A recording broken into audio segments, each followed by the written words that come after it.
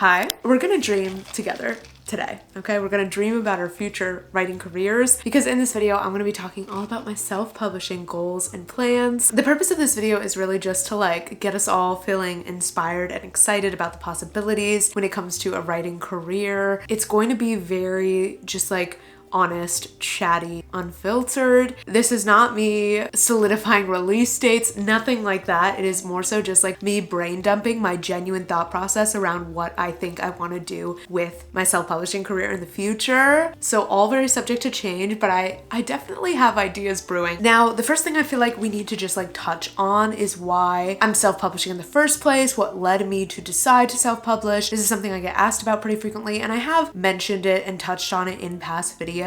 What it really comes down to is that self-publishing makes sense with my personal goals and priorities and what I want out of my career. This is kind of what it should come down to for everybody is, does traditional or self-publishing or no publishing best fit what you want out of your writing and your career? I love the idea of running my own creative business. I love the idea of incorporating self-publishing into other things that I'm pursuing. I love the idea of being able to physically send out signed copies with little goodies and thank you for supporting my small business, little cards. All of that to me is very exciting. I love the idea of working with cover designers and freelance editors. I could go on. And my best advice for trying to make this decision for yourself is familiarize yourself with the realities of both paths because both paths are very difficult. Both traditional and self-publishing are hard. I don't support viewing self-publishing as a easy way out of traditional publishing, and I think if we perpetuate that narrative, we're just going to be harming the reputation of self-publishing. Both are hard paths. You need to do a lot of work yourself if you're going to self-publish and a lot of work if you're going to traditionally publish. But my point is that they both have pros and cons. Familiarize yourself with the realities of both paths and then make whichever decision is right for you. Also, do you guys like my rainbow bookshelf? I'm obsessed. I think it looks so nice. Now, I'm going to make a future video talking more so about my plan in terms of my overarching business because we're not going to get into all of that because there's other income streams and things that I want to be pieces of the pie in terms of my creative business. Today we're only going to be focusing on the books and what I want to do with my books and self-publishing, so we're tabling that conversation for maybe a few months from now. But basically, I want self-publishing to be a piece of my creative business. I want to be able to release my books and decide my timelines. While we're on the topic of the creative career that I want to build, I want to introduce you guys to an amazing place to start if you are also trying to kickstart your creative career, which is Skillshare. Thank you so much to Skillshare for sponsoring this video. Skillshare is the largest online learning community for creatives with thousands of classes led by industry experts across a ton of creative topics like writing, productivity, content creation, and more. One of the classes that I've been absolutely loving is called Plan Your Creative Business, Your Path to Creating Income as an Artist. If you're planning to self-publish your books, you will be starting a creative business. So a class like this could be really helpful. This class is all about how to set up a creative business, marketing strategy, building a platform on social media, which are all such important things to be thinking about if you want to go into self-publishing, create an author platform online, or pretty much anything you want to do surrounding monetizing your creative journey or your writing. Another class that I discovered that I am obsessed with is called Make Your Art Time Management for Creatives. I've been struggling a little bit lately with prioritizing writing in my life as frequently as I would like to. So if you are also somebody who is struggling with just writing the book, step one, forget about publishing, you're struggling to finish your book, you should totally take this course with me and we can learn together. You can try out either of the courses that I mentioned or any of the other countless courses made for creatives on Skillshare completely for free because the first 500 people to use the link in my description will receive a 1-month free trial with Skillshare. Thank you again to Skillshare for sponsoring this video. Okay, so let's dive into the specifics, the nitty gritty. What are my plans? What do I want to do? I'm currently working on my first book, Unraveling. I've been documenting the entire process of working on that book on this channel. I'm still in the early-ish stages of working on this book. I'm currently revising the first draft. So I'm on draft 2. My ideal timeline would be to be able to self-publish this book in the fall of 2025. So October-ish maybe of 2025. So I have a little bit over a year and a couple months to potentially get this book ready to be published, which on the one hand should be doable because I've already been working on the book for, oh God, how long now? For 9 months. At the same time, I'm just starting draft 2 after working on it for 9 months. And this is my first book. So to be totally transparent, I do not know whether or not that is a realistic timeline. I really want it to be though, because this book has heavy fall vibes. Heavy fall vibes. It takes place in September. I would love to have a book release in October. Plus it's like a cozy reading time, like everyone's inside and reading books. So that is my North Star. That is the goal. Okay, is to release this book in October 2025. And that means that it will have to have a cover made, which I already booked my cover artist for April. So April 2025, this book is getting a cover. It will probably need to be adjusted a few months later by the cover artist because I probably won't have a finalized page count by April. I'll still be deep in revisions, like likely still on the first, I don't know, maybe on draft like 4, hopefully. You know, the word count is probably going to be at least slightly subject to change at that point. So I'll probably need to hire the designer to tweak things closer to the release date, but that is when my cover is getting made. I'm thinking of booking a copy editor for early summer. Copy editing, if you don't know, is one of the last steps of the process. So the way it typically goes, at least from my understanding, is you write the first draft. You do developmental edits, which usually includes a few rounds. Then you bring in beta readers. You do more developmental edits based on the beta reader feedback. Then you do line edits, which is more so like making the sentences pretty. And you can hire line editors. I'm thinking I'm going to probably line edit on my own unless I feel like I really need the help. And then you would go to a copy editor who would really help you clean up things like grammar, usage, sentence structure, all those sorts of technical elements. And then last but not least, you would do a proofread. So those are like the steps of prepping a book for publication as I understand them. So copy editor towards the end of the process, right before the proofread. I'm thinking beginning of summer so that I have time to go through the copy editor's changes, proofread the book, have some people help me proofread the book, maybe hire a proofreader as well, and then just like have a buffer,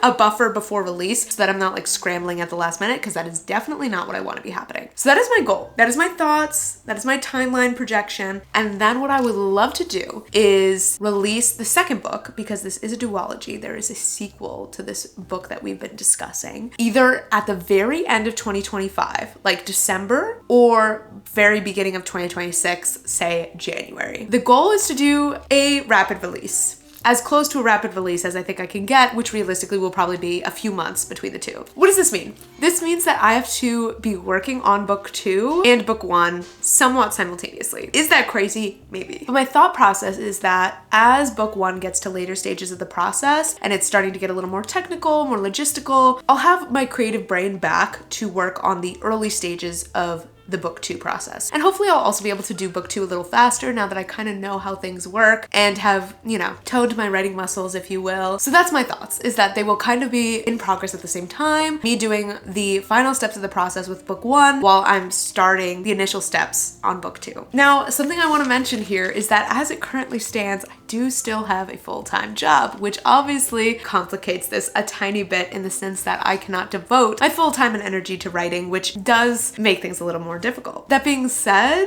and we'll talk about this more in that video that I make all about like my creative career plans, my goal is not to be in a full-time job for too much longer. So maybe by the time these books start getting released, I'll have more of a part-time situation or be completely working for myself if the stars align. We're getting vulnerable. These are my dreams. But yeah, maybe beginning of 2026 for book 2 could be a vibe. Give a few proper months in between. I think that might make sense. Like release book 2 in winter since it has more winter vibes. And also I want to like spread out my releases a little bit so that book 1 can have its moment before I immediately follow it up with book 2. So maybe more like January. Could be book 2 and then book 1 at the very beginning of October. In terms of where I go from there, this is where things get less clear in my head. I don't quite have the answers yet of what my plans are post this duology. If I did have the second book release right at the beginning of 2026, at least that would be one book release for 2026. And I think I'm gonna need like a bit of a regroup moment when I'm done working on these 2 books to really brainstorm like where do I go from here. I'll probably take quite a bit of a pause from like releasing anything after I put out those 2 books because I don't want to put too much pressure or stress on trying to release quickly or trying to release several books a year. Who knows, maybe I'll change my mind on that. I don't want to like stress myself out trying to keep up with like the pressures of self-publishing because it's definitely a thing in self-publishing to publish pretty quickly. But I still think I'm going to want to take like at least 6 months per book, even if I was doing this full time. So, you know, publishing like 5 books a year, not probably going to happen for me like ever. I think aiming for like 1 or 2 book releases a year is probably more realistically where I'm going to land once I'm like fully into self-publishing. publishing. I feel like I could realistically have like 6-month timelines for a book and maybe continue the strategy of like overlapping books in the sense of when I'm doing the final steps of one book, I'm starting the initial steps of another book, so that it's kind of like I always have things in the works and I'm not going back to the drawing board after every book release. I've also heard it's really helpful to already be working on the next book when your book releases so that you're not like obsessing over checking on that book and like seeing how it's doing, which makes a lot of sense. I feel the same way about YouTube videos. Like if I have something new in the works, I'm much less likely to be obsessing over how the latest video is doing. I feel like it would be the same thing with books, just on a bigger scale. So let's discuss like my specific plans for those releases and like what I want to do surrounding each book release. I really want to be very indulgent with my book releases and just like make it into an event for myself.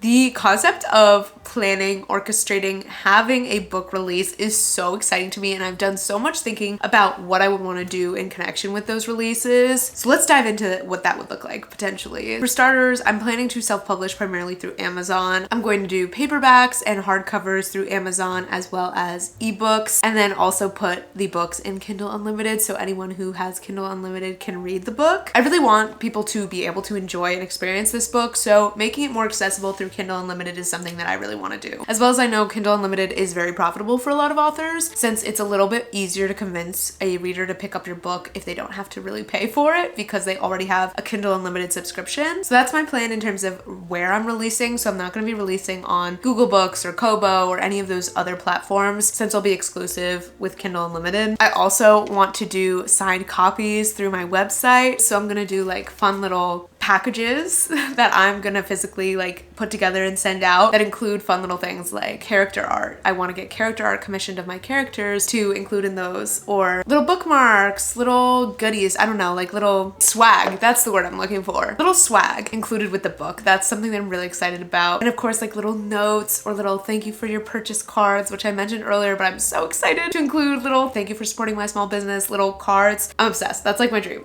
In terms of like marketing plans, I definitely want to send out PR packages to book influencers. I know that that's really recommended to help get the word out about your book. So we'll see if I end up doing that. And then I am planning to do marketing on TikTok and Instagram Reels, which I've heard indie authors talk about how that has been the most transformative thing for them in terms of book sales, is promoting their books through Reels and TikTok. I'm not gonna lie, that's very intimidating to me. I am scared of TikTok as a platform. It freaks me out. I don't like it. I'm gonna have to really get used to producing short form video. I honestly think I might hire somebody to help me with those sorts of things because it just truly isn't something that I want to do. But I also recognize it's important for marketing my books. And then of course, I'm also kind of hoping that some of my subscribers and the audience that I'm building will be interested in reading the book. I do think having a platform or somewhere where you can talk about your books is really valuable when it comes to self-publishing and trying to, you know, get your book out there without the backing of a publisher. I feel like it's so important to start building some sort of platform before you go to release a book. Otherwise, you're going to be releasing into the void and no one's gonna really be invested. So I would definitely say that YouTube is a part of my overall like self-publishing strategy. And I know that it's not the best platform to convert to book sales. Like realistically, posting on Instagram and TikTok targeting readers would be the best marketing strategy. But for me, it really matters that I'm fulfilled by the content that I create. And YouTube to me feels really fulfilling. I feel like the long form, chattier style of it fits my personality. I enjoy making videos. And so for me, that was just like the clear, obvious answer when it came to what writing platform I'm going to want to prioritize. And I'm sure I will dip my toes into TikTok and Instagram to try marketing on there. But I feel really good about this YouTube channel and YouTube in general being my base. Like I want this to be the primary place that I'm showing up on the internet. And I do also think there's something to be said for the depth of connection that you're creating on different platforms. Sure, if at the end of the day your only goal is to like get more people to pick up your book, it might make more sense to reach a wider audience with more shallow content. But I really like that with YouTube, I can create like more of a deep connection with my audience. So I do think that there is strategic advantages to being an author on YouTube as well. They're just slightly different. Like you might not be reaching as wide of an audience, but you're creating a more deep connection. And I also care just as much about sharing the process of working on these books and the behind the scenes of the publishing process and the writing process. I care about that just as much as I do about promoting my books. In fact, I care about it much more than promoting my books. This does bring us though to a very interesting topic, which is what is my perspective around making money from self-publishing? I very much have plans to pour quite a bit of money into the self-publishing process, into making my books have all the bells and whistles, hiring people, doing these fancy little packages that maybe isn't the most financially responsible or profitable decision, but I really want to do. There's a lot around the book release where I'm really going to be investing a lot of money into it, potentially really cutting into my profits because I want the book release to be my vision for a release. You know, whether that's me getting really cool pictures with the book or hiring someone to do great graphics to advertise the book on social media. Like, I'm very much planning to invest more than one would probably advise for a debut novel. And the reason for that is I view the self-publishing portion of like my writer career as the passion project of the whole thing. My ideal scenario would be to be making enough steady, good income from the other parts of my creative business, things like YouTube, Patreon, freelance services, so that the self-publishing part, yes, it's part of the wider pie or whatever, but it doesn't need to be pulling all the weight. You know, it's kind of icing on the cake in terms of my creative income and not the thing that I'm relying on or where I'm trying to milk as much money as I can out of my books, because that's just not the vision that I have for it, and I don't want to put that pressure on my books. I don't want to feel like I have to rush into releases because I'm depending on book royalties. The best case scenario would be that I'm making most of my money from sharing the process around my books and more so from the creation portion of the journey, and then the results, the books, are more so just something I'm excited to put out into the world and to share, and it's more about the creative fulfillment than it is about the profitability. That being said though, of course I do still want these books to get read, and I would love for readers to discover them and potentially really enjoy them. So it's not like I'm completely detached from the book selling and people reading it. That's definitely not the case. I do want people to experience it, but I don't want my income and like my stability to be hinging on books and book royalties and book releases. I really want that to be the icing on the cake, and for the majority of my income, or at least a steady, reliable amount of income, to be coming from other sources. If the books blow up and suddenly my royalties are like skyrocketing, no, I'm not going to be mad about that, but I want to make sure that at the very least I have a good base with my other income streams. That's like my perspective from a business lens. For me, self-publishing is much more so about this looks fun, I want to do this, and to be honest, if I released the first book and profited zero because I spent thousands of dollars on it, which it's looking like I probably will end up doing, that's fine. Like, I genuinely am not pressed about the profitability, especially of these first couple releases, because I'm just in it for the creative fulfillment of it all, and there's other pieces of the pie that I can monetize. So that's like my perspective on self-publishing as a business. I know for some people, they go into self-publishing wanting to make their living as a full-time writer, period, point blank. They want book royalties to be it for them, and people make crazy money with self-publishing, so I don't want to like detract from that or fail to mention that, because it is possible. It is also very possible to make very little money with self-publishing. There's a full range of possibilities, but it does kind of feel like it's partially or largely based on whether or not your book gains momentum. And yes, there's things that you can do to promote your book, to market your book, to try and get it out there, but at the end of the day, a lot of that is going to come from word of mouth. How do people feel about the book? Are they recommending it to people? And some of that is not in your control as the writer. I hope this chat was interesting. If you are also interested in pursuing any sort of publishing, whether that be self-publishing or traditional publishing, let me know some of your goals and dreams down in the comments, because I think that'd be fun. We can all bond over our writing goals. If you made it to the end of this video, comment down below a book emoji, any of the book emojis, and let me know if you guys like this more chatty format, because I do think I want to do more just like writer chats, more chatty, personal, heart-to-heart type videos in the future to kind of break up the vlogs and the talk about craft and all of that. So let me know if that's of interest, and I will see you guys next week with another one. Bye!